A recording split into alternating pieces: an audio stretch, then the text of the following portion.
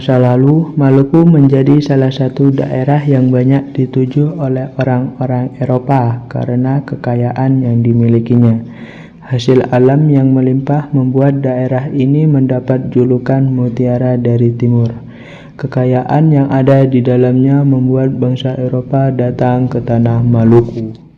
Ayo silahkan dibeli rempah-rempahnya. Ayo dibeli, Ayo dibeli. beli. Ayo beli.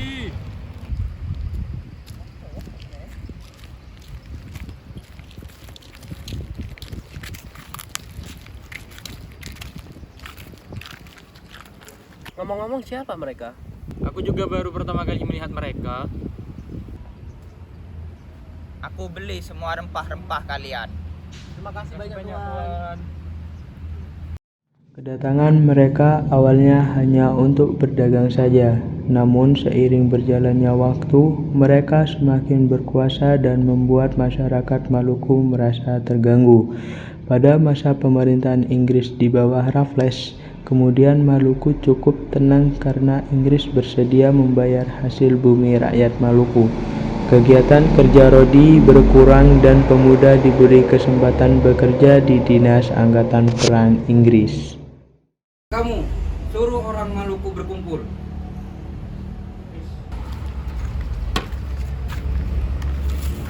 Atas perintah Tuan, kalian semua harus kumpul.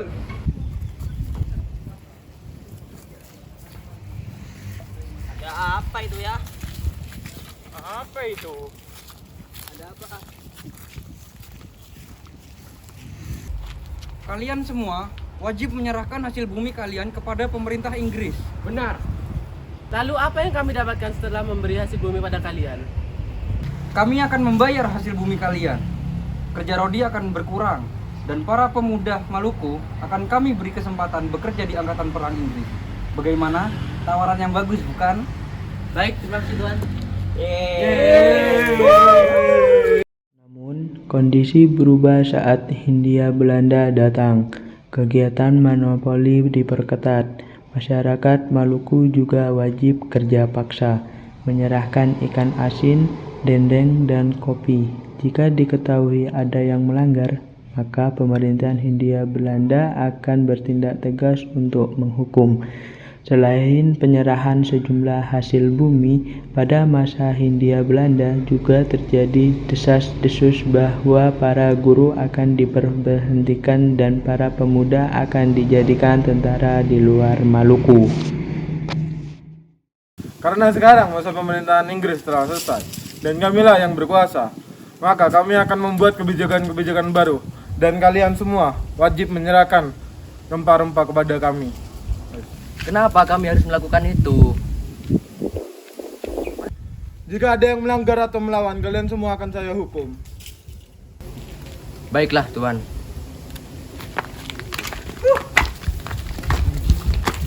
Aku dengar mereka juga akan memberhentikan para guru dan para pemuda akan dijadikan tentara di luar Maluku. Aku tidak percaya itu. Mereka keterlaluan sekali.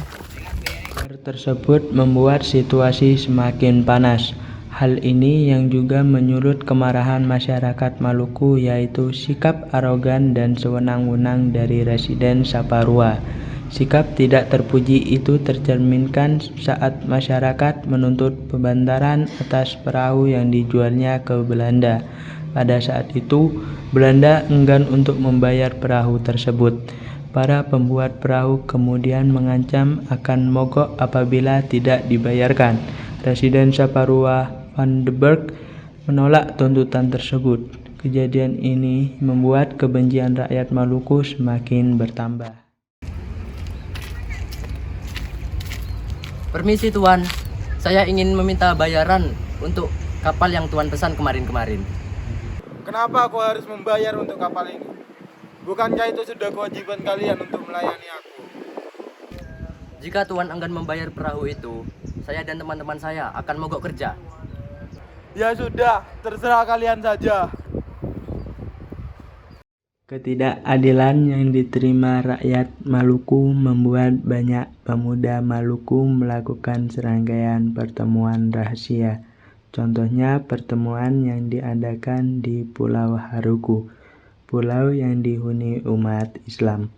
Kemudian pada tanggal 14 Mei 1817 mereka mengadakan pertemuan kembali di Pulau Saparua, pulau yang dihuni umat Kristiani, atau lebih tepatnya di hutan kayu putih. Dalam pertemuan tersebut disimbolkan bahwa rakyat Maluku tidak ingin menderita, maka dari itu mereka perlu melawan untuk menentang Belanda. Thomas Matulasi atau yang dikenal sebagai Patimura dipercaya sebagai pemimpin. Penunjuk tersebut dikarenakan Patimura pernah bekerja di Dinas Angkatan Perang Inggris. Apa alasan Anda mengundang kami semua ke sini?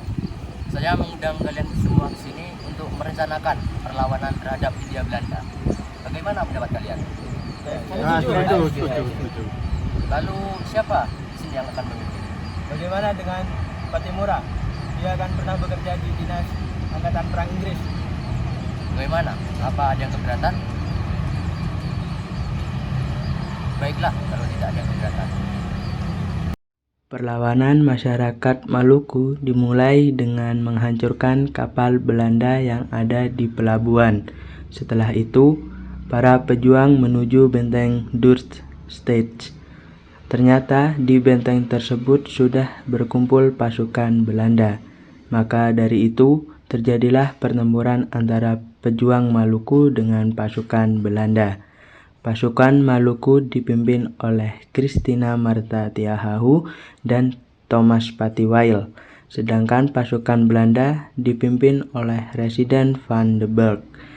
Pada pertemuan kali ini, Residen van den Berg terbunuh dan pasukan Maluku berhasil menguasai benteng Dorstede. Sial, mereka sedang berkumpul. Tidak ada cara lagi. Ayo kita serang.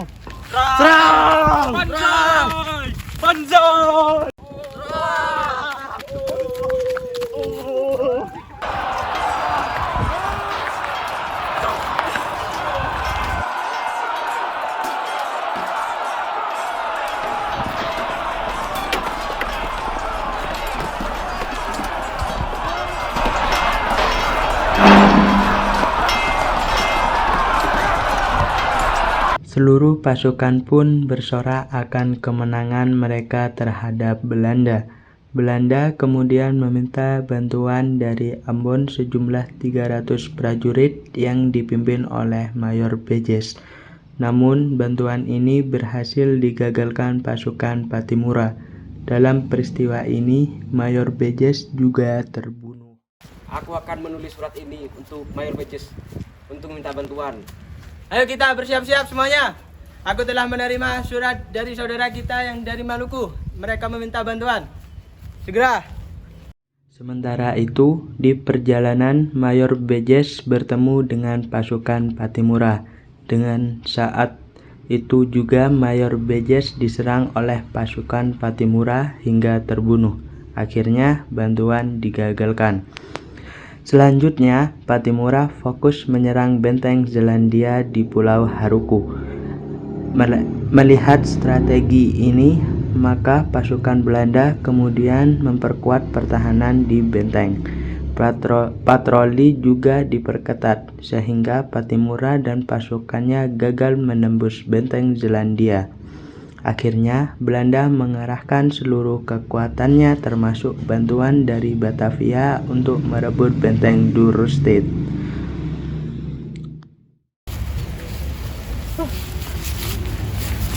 Stop, biar aku saja. Tidak. Kita sudah membunuh beberapa petinggi Belanda. Selanjutnya kita akan menyerang benteng Zelandia. Apakah kalian semua sudah siap? Siap. Ayo kita bergegas. Merdeka.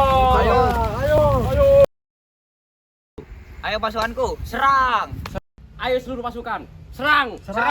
Peperangan akhirnya terjadi, sehingga seluruh pasukan baik itu dari Patimura maupun Belanda banyak yang gugur meskipun akhirnya Patimura harus gagal merebut benteng Zelandia.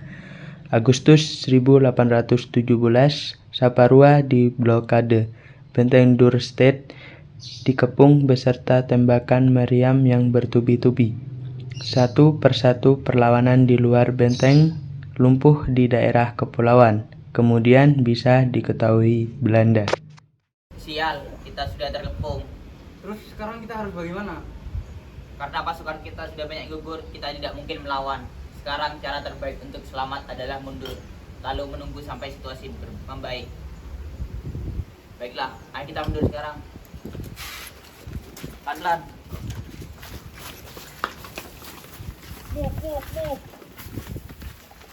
Kondisi tersebut membuat Pattimura memerintah pasukannya untuk meloloskan diri dan meninggalkan tempat pertahanannya. Dengan demikian, benteng Dordrecht berhasil dikuasai Belanda. Pattimura dan pasukannya terus melawan dengan cara bergerilya. Akhirnya kita berhasil melarikan diri, meski dari kita banyak yang terbunuh. Sial, benteng kita berhasil dikuasai Belanda. Kita harus merebutnya kembali. Sabar, kita harus memikirkan cara yang jitu untuk merebutnya kembali. Kejar dia. Ayo.